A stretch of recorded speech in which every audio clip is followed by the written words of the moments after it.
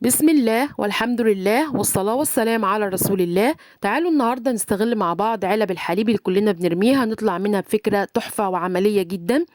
كل اللي أنا محتاجاه علب الحليب الكبيرة. بدأت كده أشيل الغطا بتاعها وبشيله، بحتاجه في أفكار تاني مش برميه. أول حاجة بعملها بقص كده جنب من جوانب العلبة العريض، وهشيل الجزء اللي بنقفل بيه العلبة من الجنب ده، الجزء الصغير اللي في إيدي ده، وأبدأ ألزقه تاني مكانه. تمام كده. بعد كده هبتدي بعد ما ألزقه بالشكل دوت، هبتدي أجيب قطعة كرتون وأقفل بيها الطرف ده. أهم حاجة إن احنا نكون غاسلين علبة اللبن كويس جدا عشان ما تعمل لناش ريحة. لو ما غسلتهاش كويس بيبقى مش لطيف، فبنغسلها وننشفها كويس جدا. هجيب عندي هنا بقى ابسط حاجه واسهل حاجه، الستيكر. استخدمي اي نوع ستيكر تحبيه باي شكل. بدات ان انا اغلف فيه العلبه بتاعتي من الداخل، قصيت اجزاء على قدها بالظبط، وطبعا عامله حسابي في زياده 2 سنتي عشان اقفل الاطراف من بره.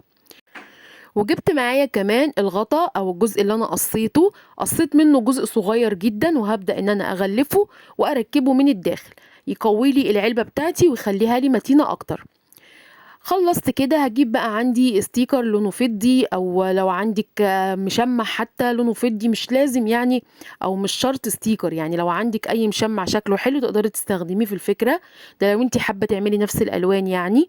وبدأت ان انا اغلف بالطريقة او الشكل اللي احنا شفناه ده، وهقفل كل العلبة بتاعتي باللون السيلفر. تمام كده. لحد دلوقتي حاجات بسيطة جدا. هجيب بقى عندي دلوقتي، حبيت بس اكسر الالوان، جبت عندي الشريط النبيتي القمر ده وهبدأ ان انا الفه على العلبة برضو. وبعد كده هجيب عندي شريط ستان اللي هو لونه اسمر، هدخل الدرجات دي كلها مع بعض، وهبتدي ان انا برضو الزقه في الوسط فوق الشريط العريض اللي انا ركبته. هحط فيونكة في الوسط بقى معايا بالشكل ده. محتاجة 3 علب بنفس الطريقة.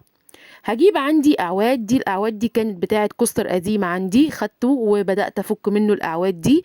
لو مش متوفره اقدر استخدم الاعواد بتاعه الشوي اللي هي الكبيره مش الصغيره، هتنفع برضو في الفكره دي. وهبدأ دلوقتي ان انا الزقهم على الاعواد بالترتيب دوت، واحدة فوق وواحدة تحت واحدة في الوسط.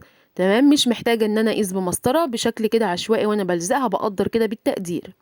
وهكرر طبعا في كل زاوية من زوايا العلبة عود بلزقه عشان يبقى معايا الستاند اللي انا بعمله يكون كويس وماسك نفسه. واهم حاجة في الخطوة دي السيليكون بتاعي يكون سخن جدا. انا كده تقريبا خلصت الفكرة بتاعتي، ما شاء الله تحفة وسهلة وبسيطة، استند رائع وعملي جدا، نقدر نستخدمه في اي حاجة احنا حابينها. يا رب تكون الفكرة عجبتكم واستفدتم من فيديو النهاردة. شكرا ليكم، والسلام عليكم ورحمة الله وبركاته.